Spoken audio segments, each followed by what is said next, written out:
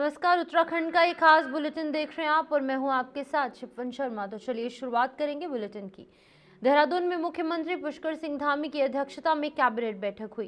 Cabinet बैठक के दौरान कैबिनेट द्वारा उत्तराखंड राज्य निर्माण आंदोलन में महत्वपूर्ण भूमिका निभाने वाले वरिष्ठ आंदोलनकारी और पूर्व कैबिनेट मंत्री दिवाकर भट्ट के निधन पर 2 मिनट का मौन रखकर उन्हें श्रद्धांजलि दी गई। कैबिनेट बैठक में कई अहम प्रस्तावों को मंजूरी दी गई। वहीं बैठक में अभियोजन विभाग को मजबूत करने के लिए 46 नए सहायक अभियोजन अधिकारी पद सृजित किए गए। वहीं ऊर्जा विभाग का 2022-23 का वार्षिक प्रतिवेदन सदन पटल पर रखने का निर्णय भी लिया गया। श्रम विभाग के तहत महिला कर्मचारियों के लिए रात 9 बजे से सुबह 6 बजे तक काम करने की अनुमति देने पर सहमति बनी। हालांकि इसके लिए उनकी लिखित सहमति और सुरक्षा व्यवस्था अनिवार्य होगी। देहरादून न्यू मेट्रो परियोजना पर भी कैबिनेट ने अपनी सहमति जताई है। कैबिनेट मंत्री और राज्य आंदोलनकारी आदरणीय स्वर्गीय श्री दिवाकर भट्ट जी के लिए श्रद्धांजलि माननीय मंत्रिमंडल के द्वारा दी गई और 2 मिनट का मौन भी रखा गया। इसके अलावा जो मुद्दे माननीय मंत्रिमंडल के समक्ष रखे गए उसमें पर्यावरण संरक्षण एवं जलवायु परिवर्तन विभाग उत्तराखंड शासन के द्वारा जो उनका लेखा जोखा है वो विधानसभा के पटल पर रखने जाने के लिए का प्रस्ताव था, जिसको सहमति प्रदान की गई 2024-25। पृथक से दे भी देंगे आप लोगों को, मंत्रिमंडल में आएगा माननीय जो बैठक होगी। एक वन विभाग का था मानव वन्यजीव संघर्ष राहत वितरण निधि नियमावली 2025 का संशोधन। इसमें जैसा माननीय मुख्यमंत्री जी ने घोषणा किया था, आप सभी लोग जानते हैं, इसमें नियमावली प्रावधान के अनुसार वर्तमान में मानव मृत्यु की दशा में 6 लाख की धनराशि मृतक के आश्रितों को दी जाती है। इसको बढ़ा करके जो अनुग्रह राशि है वो प्रति व्यक्ति 10 लाख की गई है। इसकी सहमति दी गई।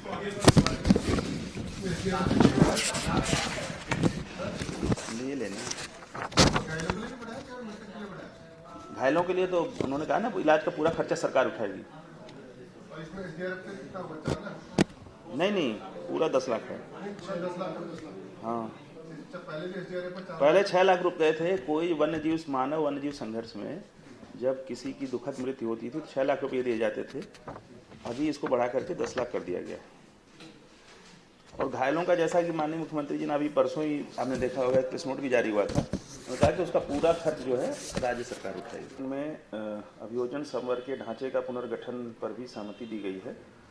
इसमें जो अभियोजन विभाग में अभियोजन संवर्ग के कुल 142 पद के सापेक्ष सहायक अभियोजन अधिकारी के कुल 91 पद सृजित हैं। वर्तमान में राज्य में स्थापित लगभग 385 न्यायालयों के सापेक्ष वर्तमान में अभियोजकों की संख्या बहुत कम होने के दृष्टिगत न्यायालय में प्रभावी पैरवी माननीय न्यायालय में नहीं हो पा रही थी, तो इन पदों को संशोधित करते हुए अतिरिक्त 46 पद सहायक अभियोजन अधिकारी के तो स्वीकृत किए गए हैं, जिस पर माननीय मंत्रिमंडल ने अपना अनुमोदन दिया। 86 नए पद सृजित हुए। ऊर्जा एवं वैकल्पिक ऊर्जा विभाग का 2022-23 का वार्षिक वित्तीय प्रतिवेदन, उसको भी माननीय विधानसभा के समक्ष पटल पर रखे जाने के लिए सहमति दी गई।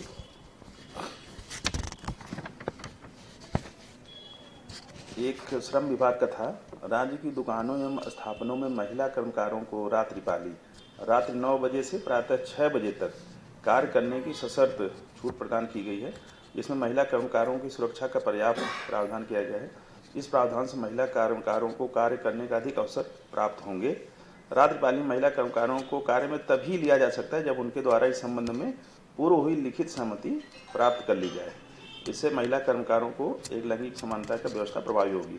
दूर शिक्षा विभाग के थे स्थगित किए गए माननीय न्यायालय का मैटर था, उसको दोबारा परीक्षण के लिए कहा गया है। अभी बता दें, एक तो कहीं उच्च न्यायालय में योजित रिट याचिका संख्या 2340-23-40-2014 में committee of management Udayraj inter college Kashipur एवं अन्य में माननीय न्यायालय द्वारा पारित आदेश 28/7/17 के अनुपालन में दिशा निर्देश प्राप्त करने के लिए अनुरोध किया गया था, जिसमें एक विज्ञप्ति जारी हुई थी और विज्ञप्ति के अगेंस्ट रिक्रूटमेंट हुए थे। तो कुछ लोग चले गए थे, उनकी रिक्रूटमेंट दूसरे जो मैनेजमेंट कॉलेज थे निरस्त हो गए थे। उनका इसी के आधार पर हमको भी अनुमति दे दिया जाए। ठीक है, तो उसमें माननीय मंत्रिमंडल ने निर्णय लिया है कि इसको पुनः परीक्षण कर लें कि उसी के समान है या उससे अलग है, या इसका कोई और रास्ता निकल सकता है। बट पर्टिकुलर एक विद्यालय का मैटर था, पर्टिकुलर एक मैटर था। दूसरा था चतुर्थ, पंचम और छठे वेतनमानों से ही शिक्षकों को निर्धारित नियमित सेवा अवधि के आधार पर चयन प्रोन्नत वेतनमान प्रदान किए जाने की व्यवस्था लागू थी। शिक्षकों का वेतन साधारण वेतनमान में प्राप्त वेतन स्तर से चयन वेतनमान प्रोन्नत वेतनमान स्तर प्राप्त होने पर अगले प्रक्रम में निर्धारित किए जाने की व्यवस्था थी। इस व्यवस्था के अतिरिक्त वेतन वृद्धि दिए जाने का कोई प्रावधान नहीं। देहरादून में संविधान दिवस के अवसर पर आयोजित मुख्य कार्यक्रम में मुख्यमंत्री पुष्कर सिंह धामी ने पुलिस कर्मियों और आम नागरिकों को संविधान की शपथ दिलाई। सीएम धामी ने कहा कि उनके नेतृत्व में प्रदेश की कानून व्यवस्था और अधिक सुदृढ़ हुई है तथा सरकार नागरिकों के अधिकारों की रक्षा और न्याय प्रणाली को सुलभ बनाने के लिए निरंतर कार्य कर रही है। कार्यक्रम में उन्होंने सभी को संविधान की भावना के अनुरूप अपने कर्तव्यों के निर्वहन का संकल्प भी दिलाया।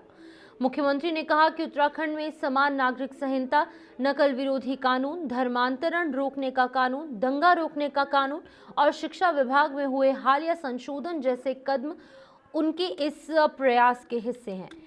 उनका ये भी कहना था कि सरकार का उद्देश्य समाज के अंतिम व्यक्ति तक न्याय पहुंचाना और लोगों के विश्वास को और मजबूत रखना है।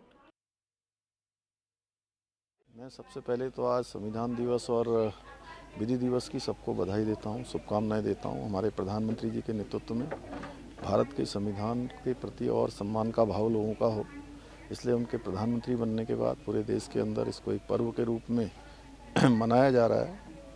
और देश में जो ऐसे कानून जो गैर ज़रूरी थे, जिन पर कहीं न कहीं अंग्रेजियत दिखाई देती थी या उसका प्रभाव होता था, उन सभी को समाप्त किया गया है। लोगों को त्वरित रूप से न्याय मिले, आसानी से न्याय मिले, उसके लिए न्याय व्यवस्था को और मजबूत करने का काम किया जा रहा है। उत्तराखंड राज्य में भी हमने अनेक कानून यहाँ पर बनाए हैं, चाहे वो समान नागरिक संहिता का कानून हो, नकल का कानून हो, धर्मांतरण रोकने का कानून हो, दंगा रोकने का कानून हो, या अभी शिक्षा में लाया गया संशोधन जिसमें मदरसा बोर्ड समाप्त करना हो, या राज्य की डेमोग्राफी सांस्कृतिक मूल्यों को फिर से स्थापित करना हो, उसकी जो राज्य के अस्तित्व के साथ छेड़छाड़ हो रही थी उस पर पूरी तरह से रोक लगाना हो। हम राज्य के अंदर भी प्रधानमंत्री जी की प्रेरणा से इन सब कामों को आगे बढ़ा रहे हैं। इसके पीछे उद्देश्य है हमारा कि समाज के अंतिम छोर में पहुंचे हुए व्यक्ति तक न्याय पहुंचे, लोगों की जो आशा है वो बनी रहे, उनके अंदर उम्मीद बनी रहे, न्याय के प्रति विश्वास बना रहे। उसके लिए हमारी सरकार पूरी तरह से संकल्पित होकर कार्य कर रही है। देहरादून में all India Gorkha ex serviceman welfare association का 75वां स्थापना दिवस बड़े उत्साह और सम्मान के साथ मनाया गया। इस अवसर पर आयोजित भव्य समारोह में मुख्यमंत्री पुष्कर सिंह धामी और कैबिनेट मंत्री गणेश जोशी मुख्य अतिथि के रूप में शामिल हुए। कार्यक्रम में देश भर से पहुंचा गोरखा जो था वो भूतपूर्व सैनिकों, वीर नारियों और विभिन्न प्रांतों के प्रतिनिधियों ने भारी संख्या में यहां भाग लिया। समारोह में गोरखा समुदाय के योगदान, उनकी वीरता और देश सेवा के अमिट भूमिका को विशेष रूप से सराहा गया। कार्यक्रम के दौरान संगठन को मजबूत बनाने और पूर्व सैनिकों के कल्याण पर भी चर्चा हुई। मातृभूमि के लिए अपना सब कुछ कर गुजरने का जो संकल्प है, उस संकल्प को मजबूती देने का काम करता है। आपने सदियों से देश की सीमाओं की रक्षा में भी महत्वपूर्ण भूमिका निभाई है और आपके शौर्य, बलिदान और राष्ट्र सेवा के लिए भारत का हर एक नागरिक आपका आभारी है। क्या कोई अमर वीर मेजर दुर्गामल जी के इस अद्वितीय शौर्य को भुला सकता है? खलंगा युद्ध का अप्रीतम पराक्रम, जहां वीर बलभद्र थापा ने अपने साथियों के साथ मिलकर अंग्रेज सैनिकों को धूल चटा दी थी। परमवीर चक्र से सम्मानित धन सिंह थापा जी और आजाद भारत के प्रथम अशोक चक्र विजेता श्री नर बहादुर थापा जी जैसे अनगिनत वीरों ने भारत माता की रक्षा के लिए अपना सर्वोच्च बलिदान दिया है।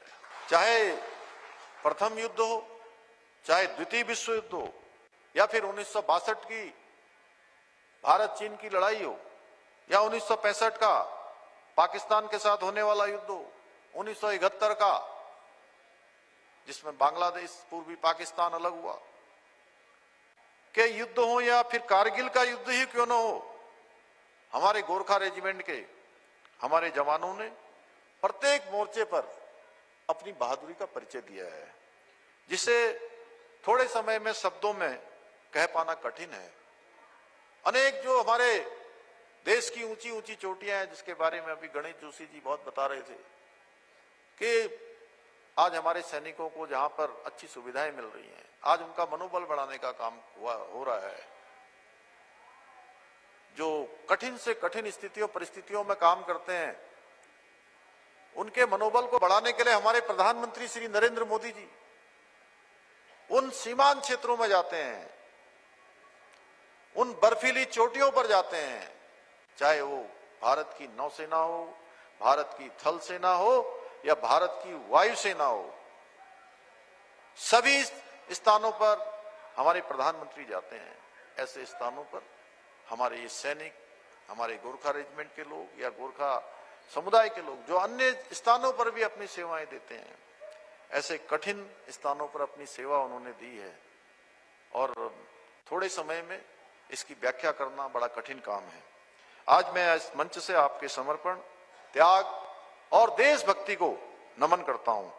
मुझे गर्व है कि आज गोरखा समाज न केवल हमारी सीमाओं की रक्षा में बल्कि हमारे राज्य के विकास में भी बहुत महत्वपूर्ण भूमिका निभा रहा है और आपकी मेहनत, अनुशासन और निष्ठा प्रत्येक क्षेत्र में स्पष्ट रूप से झलकती है। अभी मैं कर्नल छेत्री जी से कह रहा था, जब भी मैं, चूंकि मैं एक सैनिक का बेटा हूं, सैनिकों के साथ बचपन में बड़ा हुआ, सेना को देखते हुए मैंने अपने जीवन की कई सारी चीजें जो मुझे अनुभव में आई, जो भी ज्ञान प्राप्त हुआ, वो बहुत सारा उसमें सेना का योगदान है। इसलिए सैनिकों के बीच में कभी आना होता है, उनका कोई कार्यक्रम होता है, या आज कई कार्यक्रम में आया हूं, या अन्य आप लोग सांस्कृतिक कार्यक्रमों में समाज के कभी भी मुझे याद करते हैं तो मेरा प्रयास होता है मैं जरूर उन कार्यक्रमों में पहुंचूं, क्योंकि सच में मैं बहुत भावनात्मक रूप से ऐसे कार्यक्रमों से जुड़ पाता हूं और मुझे बहुत अंदर से अच्छा लगता है। हरिद्वार में राज्य आंदोलनकारी और पूर्व कैबिनेट मंत्री दिवाकर भट्ट को बुधवार को पूर्ण राजकीय सम्मान के साथ अंतिम विदाई दी गई। खड़खड़ी शमशान घाट पर उमड़े जनसैलाब ने उनके प्रति गहरी श्रद्धा और सम्मान प्रकट किया। मुख्यमंत्री पुष्कर सिंह धामी की ओर से जिलाधिकारी मयूर दीक्षित और एसएसपी प्रमेंद्र सिंह डोभाल ने पार्थिव शरीर पर पुष्प चक्र अर्पित किया।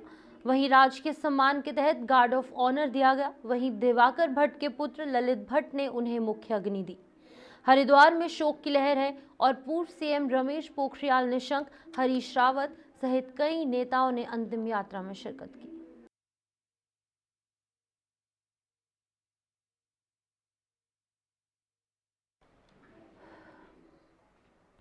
देहरादून में संविधान दिवस के अवसर पर कांग्रेस मुख्यालय में एक विशेष कार्यक्रम आयोजित किया गया, जिसमें प्रदेश कांग्रेस अध्यक्ष ने भारत रत्न डॉक्टर भीमराव अंबेडकर के चित्र पर पुष्प अर्पित कर श्रद्धांजलि अर्पित की।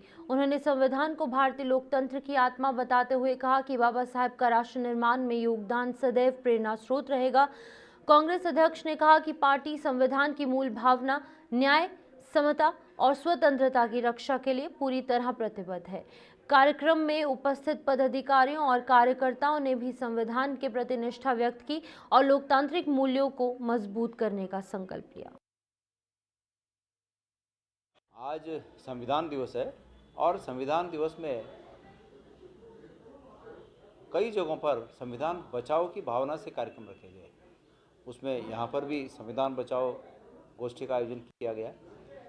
केंद्र की सरकारों को ये सोचने के लिए मजबूर होना पड़ेगा कि संविधान दिवस पर इस देश की जनता को और इस देश के राजनीतिक पार्टियों को संविधान बचाओ का नारा देना पड़ रहा है। ये क्या स्थिति आ गई है। इसलिए प्रत्येक नागरिक का कर्तव्य है कि प्रत्येक नागरिक संविधान बचाने के लिए अपने अपने स्तर से लोकतांत्रिक ढंग से जो स्थापित संवैधानिक संस्थाएं हैं, उन संस्थाओं को बचाने के लिए योगदान दें।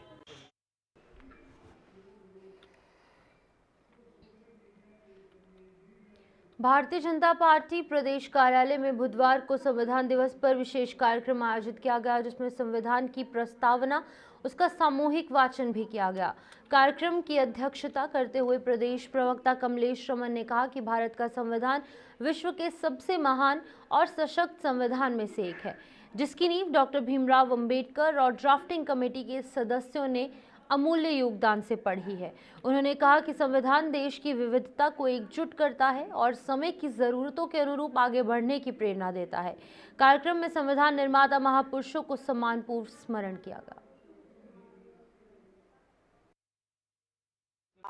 बिल्कुल देखिए, बाबा भीमराव अंबेडकर जी को भी हम धन्यवाद देना चाहते हैं, जिनकी वजह से ये इतना सुंदर संविधान बना और आज पूरा देश इस दिवस को मना रहा है, क्योंकि इस दिन हमारा संविधान दिवस जो है लागू हुआ और इस देश के अंदर जितनी भी लोकतांत्रिक शक्तियां हैं वो इस संविधान के अंदर निहित हो चुकी हैं और पूरा देश आज हमारे संविधान से चलता है और संविधान हमारा पूरे देश के लिए, हर नागरिक के लिए, प्रत्येक नागरिक के लिए सर्वोपरि है। तो मैं आज सभी देशवासियों को, प्रदेशवासियों को, सभी को बधाई देना चाहूंगी और बाबा भीमराव अंबेडकर जी को इसलिए कोटि-कोटि प्रणाम करना चाहूंगी, उनको श्रद्धांजलि देना चाहूंगी कि जिनकी वजह से इतना सुंदर संविधान बना। आज हमारे देश की हर लोकतांत्रिक शक्तियां इस संविधान में निहित होकर के कार्य कर रही हैं, बहुत सुंदर कार्य कर रही हैं।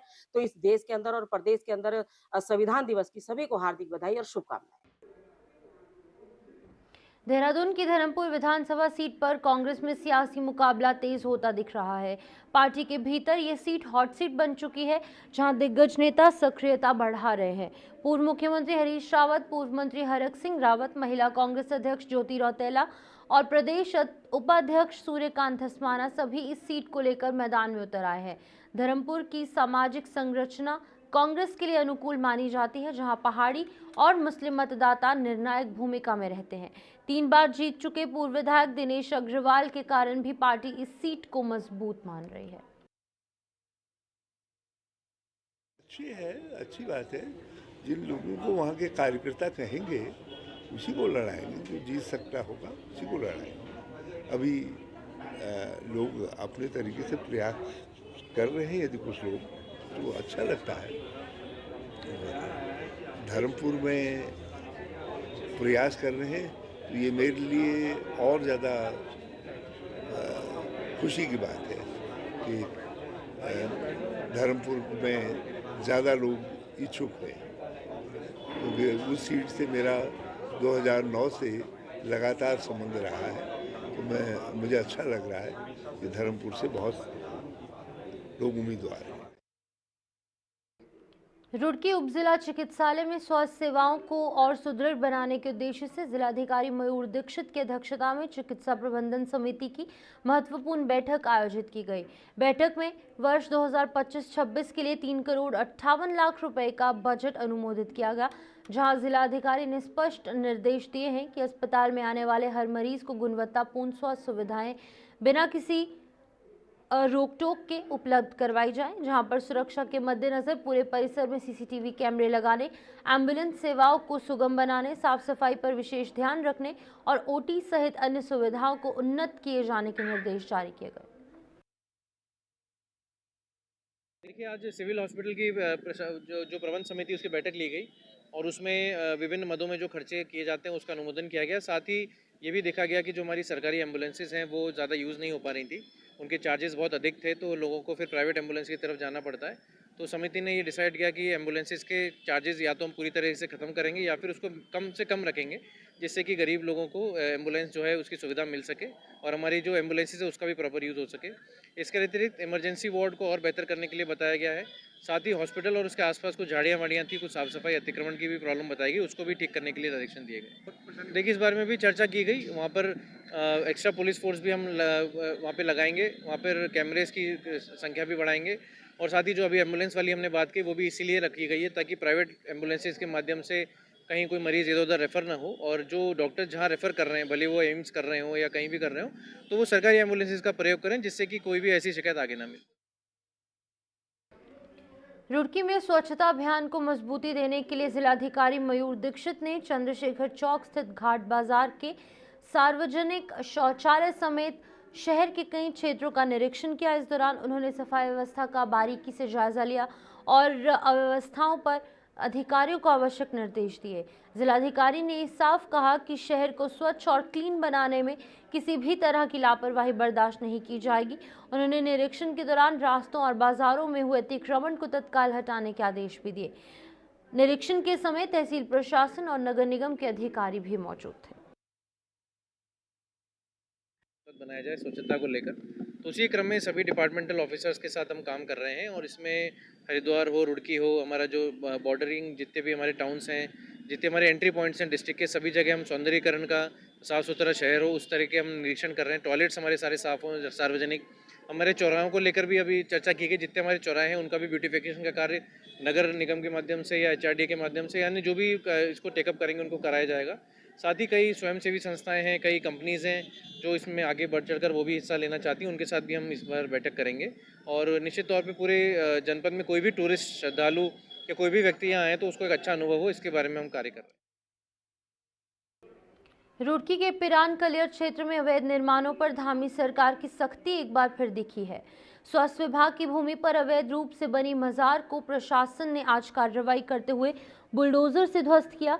वहीं मजिस्ट्रेट दीपक सेठ ने उनके अनुसार पहले नोटिस जारी कर संरचना हटाने का मौका दिया गया था, लेकिन समय सीमा पूरी होने के बाद भी निर्माण नहीं हटाया गया, जिसके बाद पुलिस और राजस्व विभाग की संयुक्त टीम ने भारी सुरक्षा व्यवस्था के बीच ये कार्रवाई की। स्पष्ट किया कि सरकारी भूमि पर अतिक्रमण और बिना अनुमति धार्मिक संरचनाओं पर आगे भी ऐसी कठोर कार्रवाई रहेगी। ये हमने सीलिंग का भूमि था, वो सरकार ने अभी स्वास्थ्य विभाग को आवंटित वाला भूमि में मजार का निर्माण हो चुका था। उसमें हमने पेपर के तौर पे उनको पूरा टाइम देते हुए कोर्ट का गाइडलाइंस के अनुसार अपने आप हटाने के लिए भी नोटिस पीरियड ख़त्म होने के बाद आज डेट तय करके पुलिस और प्रशासन ने उसको हटाते हुए और मार्किंग करके स्वास्थ्य विभाग को भी आवंटन करने का कार्रवाई की। पिरान कलर में कई और भी ऐसी मजारे होंगे जो सिंचाई विभाग के बने हुए, जो अतिक्रमण अवैध तरीके से किया गया, क्या उन पर भी और कार्रवाई की जाएगी? हाँ, उनके खिलाफ भी कार्रवाई किया जाएगा। अपना पेपर्स वगैरह चेक करते हुए उनको विधिवत तरीके से तामील करने के बाद उसके ऊपर भी हमें कार्रवाई करनी है। लालकुआं के हल्दूचौड़ क्षेत्र में जंगली हाथियों के बढ़ते आतंक से परेशान ग्रामीणों को राहत दिलाने के लिए युवा भाजपा नेता और सांसद प्रतिनिधि लक्ष्मण खाती सक्रिय हो गए हैं। उन्होंने मौके पर पहुंचकर प्रभावित क्षेत्रों का जायजा लिया और वन विभाग के अधिकारियों से तुरंत कार्रवाई करने के निर्देश दिए। खाती ने हाथियों के फसल नुकसान झेल रहे किसानों को जल्द मुआवजा दिलाने और प्रभावित इलाकों में गश्त बढ़ाने, साथ ही साथ सोलर फेंसिंग लगाने और जंगलों में खाई खोदने जैसे ठोस कदम उठाने को कहा है। उनका कहना है कि सांसद अजय भट्ट और मुख्यमंत्री पुष्कर सिंह धामी स्वयं इस मुद्दे पर गंभीर हैं और किसानों को हर हाल पर राहत दिलाई जाएगी। पहले तो मैं आपका धन्यवाद करता हूं, आप लगातार जन समस्याएं उठाते हैं और अभी इस क्षेत्र में आके मैंने DFO साहब से बात करी। उन्होंने मुझे अवगत कराया कि शीघ्र ही जहाँ जहाँ हाथियों का फसल को नुकसान कर रहा है या रोड को पार कर रहा है, जनहानि हो सकती है, उसके लिए हम इसकी गश्त बढ़वा रहे हैं और सोलर फिशिंग का जो भी काम है वो पूरा कर रहे हैं और शीघ्र ही इसका समाधान आपको दिखेगा। खाई के लिए भी कहा है, सोलर फिशिंग का भी लिए कहा है और आपके गश्त शीघ्र ही वो बढ़ाएंगे। अभी DFO साहब से आपके सामने ही मैंने बात करी और अपने सकारात्मक रूप से हमें बताया और माननीय सांसद जी को भी मैंने अवगत कराया। उसके तहत शीघ्र ही आपको ये तीनों काम आपको इस क्षेत्र में दिखेंगे। को लेकर मैंने सांसद जी को भी अवगत कराया है और क्षेत्र के जो जनप्रतिनिधि हैं उन्होंने भी हमें बताया था। उसमें जैसे जैसे हमारे जो भी फसल का नुकसान हुआ है उसमें सरकार का जो भी रूल और नियम होगा उसके तहत जो लोग आते होंगे उनको मुआवजा मिलेगा। तो चलिए फिलहाल उत्तराखंड बुलेटिन में इतना ही। दीजिए इजाजत, नमस्कार।